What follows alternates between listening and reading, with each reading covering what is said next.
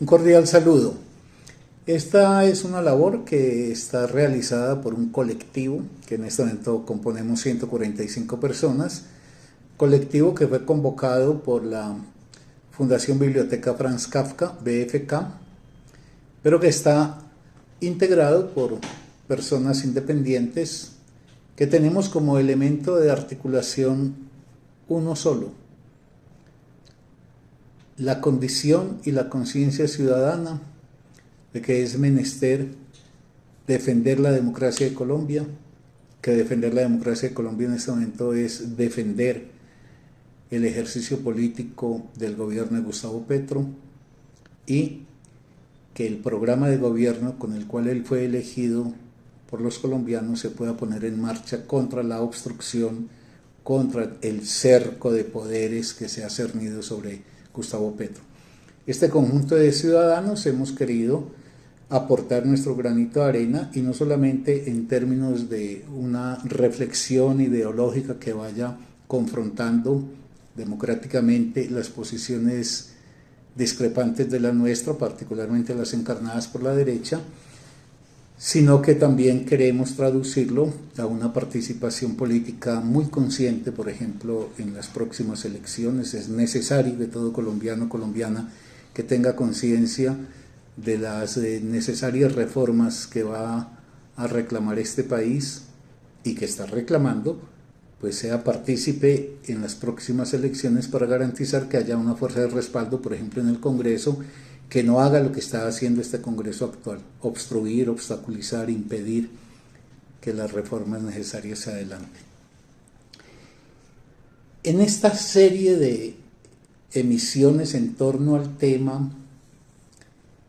Zuluaga uno más que mintió,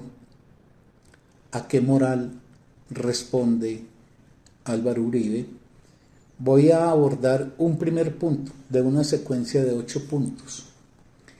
Es preguntarme y preguntarse cada cual quién es Álvaro Uribe.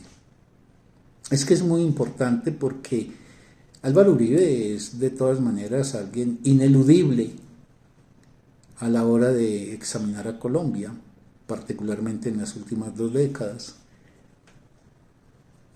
Entonces, sin fanatismo, sin ningún tipo de improperio, tratemos de pensar cuáles son las características que reviste Álvaro Uribe, para que después en emisiones posteriores sigamos haciendo empalmes que analíticamente nos permitan conducirnos hacia una mejor comprensión del presente y del futuro de Colombia. Voy a comenzar por decir lo más obvio, lo más evidente. Álvaro Uribe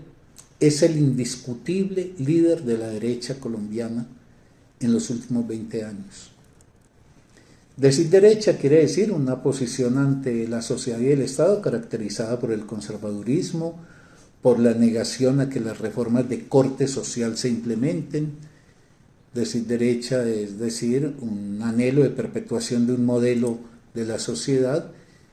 y eso lo pondría a la izquierda, cuya bandera esencialmente pasa por implementar reformas sociales que beneficien efectivamente a los amplios sectores de la sociedad. Álvaro Uribe ha encarnado una posición de estatismo, de quietud, de parálisis. Incluso podría uno decir que ha conducido las cosas a un agravamiento frente a las condiciones en que las encontró, que ya eran bastante discutibles. Precisamente hay que examinarlo y tomarlo en serio, ir más allá de simplemente agraviarlo o de hacer la denuncia, y empezar a pesquisar cuáles son las características de este líder para poder alcanzar una crítica que sea eficaz, es decir, que sea convincente entre las personas que todavía respaldan la forma de gestionar la política de Álvaro Uribe. Álvaro Uribe es un hombre que, para decirlo en un plano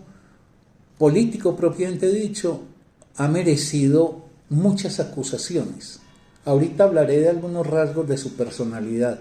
pero de momento me quiero detener en algo que es denotativo de los 20 años de Álvaro Uribe. Es que sobre él han llovido como si fuera casi que una catarata, las acusaciones en torno a una serie de actitudes delictivas. Por ejemplo, Álvaro Uribe ha sido objeto permanentemente, en forma directa por él, pero también a través de las personas que han ejercido la política bajo el tutelaje de Álvaro Uribe, ha sido acusado de corrupción. Los gobiernos de estos 20 años han sido gobiernos de una corrupción incontrolable. Estadísticamente Colombia está entre los países más corruptos. Álvaro Uribe ha sido acusado, y cuando digo Álvaro Uribe quiero dejar claro, Álvaro Uribe o esos émulos suyos, esos delegados suyos como Iván Duque, pero también como Santos, porque la rencilla de Santos con Álvaro Uribe no niega que la concepción política con la cual llegó Santos era la concepción que trasuntaba desde el Centro Democrático. En estos 20 años ha habido una constante denuncia del fraude electoral, de que las elecciones no han sido impolutas, no han sido honradas, que hay muchas manos metidas del narcotráfico, etcétera, que han intervenido y que han favorecido a Álvaro Uribe. Las denuncias de Mancuso de que los grupos paramilitares coadyuvaron a las votaciones que favorecían a Uribe, pues hay que tenerlo en cuenta. El paramilitarismo, Álvaro Uribe está asociado al paramilitarismo desde las convivir en los años 90, cuando era gobernador de Antioquia y cuando empezó a darle el aval a una forma de intervención que el mismo Mancuso y otros paramilitares han dicho que el pistoletazo de partida efectivamente, digamos ya como con la licencia de que el Estado estaba a su disposición, lo ejerce Álvaro Uribe. Ha sido también acusado de tener vínculos con el narcotráfico, acusado de la evasión de impuestos, uno de los hombres más ricos de Colombia, un terrateniente que es de los más grandes que hay en el país, es alguien que se caracteriza porque no paga impuestos, en fin, una riqueza dudosa. Y Álvaro Uribe ha sido también alguien que se ha encargado de orquestar y destinar el Estado colombiano al servicio del bandidaje. La expresión del presidente Petro, que durante la vigencia de Uribe el país estuvo en manos de una banda criminal, no es una exageración ni es un despropósito de Petro. El Estado al servicio del bandidaje podremos examinarlo en próximas emisiones, se puede observar tanto en el renglón económico como en el político como en lo social, que ninguna de las intervenciones bajo la regencia de Uribe han favorecido económicamente a los sectores populares, que en materia política el Estado se volvió una repartija del Estado como si fuera botín para que los congresistas corruptos hagan un agosto con ellos, con esos recursos, que tuvimos un 33% de congresistas paramilitares reconocidos por los mismos paramilitares, que se dio una violación sistemática de los derechos humanos, que en lo social la eliminación de dirigentes cívicos y de oposición, la corrupción con los dineros destinados propiamente a la solución de los grandes problemas sociales, en fin, el panorama en términos de lo que ha sido la vigencia política de Álvaro Uribe muestra una serie de asuntos que han sido motivo de mucha objeción por parte de quienes no están alinderados con él en el ejercicio de la política. Eso lo importante sería que Álvaro Uribe, en vez de soslayar estas acusaciones de forma efectiva, fidedigna, a través de la claridad que la justicia pudiese ofrecer, pues demostrara que esas acusaciones son falsas. Pero nunca hay una respuesta convincente, sino más bien una evasión de esto, y por ende, con Álvaro Uribe, en la vigencia pues del comando de la política a nombre de la derecha, lo que ha quedado siempre es la idea de que el país ha estado siempre favorecido por un ejercicio poco democrático y por una actitud que ha respaldado las formas más turbias y más oscuras de lo que es la implementación de la política. Si se puede caracterizar a Uribe políticamente, en esa larguísima y penosa vigencia para los colombianos que ha tenido él en la detentación del poder político, pues también valdría la pena tratar de pensar quién es el personaje, cuáles son los rasgos que lo caracterizan, porque de todas maneras un político ejerce en la vida pública algo que puede uno encontrar un cordón umbilical que lo conecta con lo que es el ejercicio que hace en la vida privada. Álvaro Uribe, y esto no tiene ningún sentido peyorativo, esto es como hacer un diagnóstico del personaje y no una ofensa. Pero Álvaro Uribe, lo primero que resalta, por lo menos en mi opinión, es que es alguien que no es inteligente. Una cosa es ser astuto, una cosa es ser eficiente, pero no se necesita ser inteligente para alcanzar, por ejemplo, un lugar destacado en la política, y la historia de Colombia sí que está mostrando unos casos. Pues aquí tuvimos presidentes como Turbay, presidentes como los Pastrana, que no son propiamente pues las grandes figuras de la inteligencia. Álvaro Uribe es un hombre astuto, hábil, pragmático, pero no es inteligente. Si yo por inteligente entiendo a alguien capaz de enlazar elementos diversos para enfocar una problemática y encontrar soluciones propias y particulares, eso nunca lo hemos tenido con Álvaro Uribe. No es un hombre culto, no es un hombre que pudiéramos decir tiene una mirada del mundo alimentada por una gran relación con la cultura, con lo mejor de la política, de la historia y la sociedad. Yo creo que si alguien se pusiese en la tarea de recuperar todos los discursos de Álvaro Uribe, desde que es presidente del país o desde que está hegemonizando pues la política de la derecha en este país, todos los discursos que ha emitido, porque iba a decir todo lo escrito, pero ¿dónde ha escrito? ¿Quién ha leído un escrito de Álvaro Uribe? Pero en los discursos, ¿dónde hay una idea original? Álvaro Uribe no va a pasar a la historia propiamente como un gran ideólogo que ha construido una nueva concepción del Estado, ha abierto una nueva manera, por ejemplo, de dar cuenta de la sociedad. Es un hombre inculto. Es un hombre que no es un referente cultural, y no habrá una sola página en la historia de Colombia que lleve la firma de Álvaro Uribe. Álvaro Uribe es un hombre que está más bien en detrimento de la inteligencia y de la cultura, es un hombre que en su personalidad está escorado, está inclinado al autoritarismo. Ese autoritarismo que ejerce en materia social y que ha expresado el Centro Democrático con esta asfixia de la democracia, con esa persecución, por ejemplo, a todas las formas de oposición, etcétera, está encarnado por Álvaro Uribe en el ejercicio de su vida personal.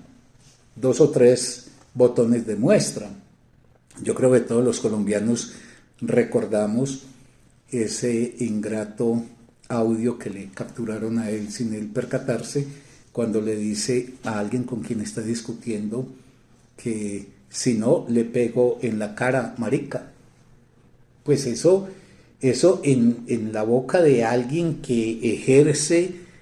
la primera dignidad del país en materia política no cuadra muy bien. Pero además, cuando digo le pego en la cara, marica, de un lado está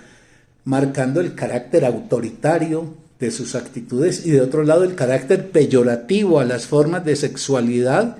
que no se correspondan con el modelo, por ejemplo, heterosexual, porque si a alguien se le estigmatiza por ser marica, pues ya está denunciando quién es el estigmatizador. Pero también está cuando los muchachos le estaban haciendo un meeting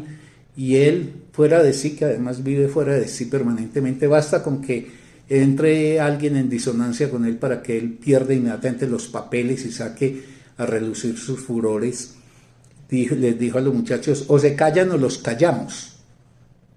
Y ahí pues el poco talante democrático que uno puede encontrar en el ejercicio concreto de la personalidad de Álvaro Uribe y más bien su condición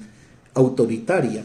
O el que en el año 21 en la revista Bocas, el hijo de él, Tomás,